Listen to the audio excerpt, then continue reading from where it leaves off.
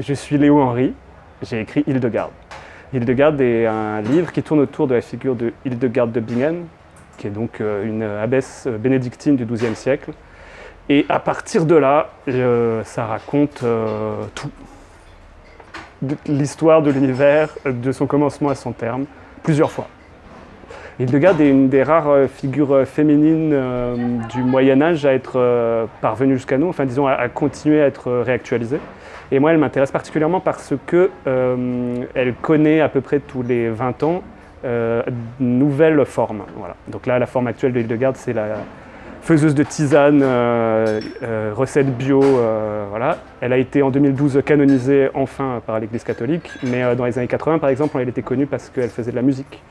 Et dans les années 30 en Allemagne, elle était connue parce que c'était une grande personnalité de la germanité. Voilà. Donc régulièrement au fil des siècles, en fait, c'est une personne historique qui a été réutilisée à des fins diverses. Et du coup, ça me permettait de me poser la question de savoir ce qui pouvait constituer une identité héroïque, en fait, une identité d'un personnage dans lequel on continue à croire. Et donc, comment, pour continuer à croire en quelqu'un, il faut en fait réactiver sa figure.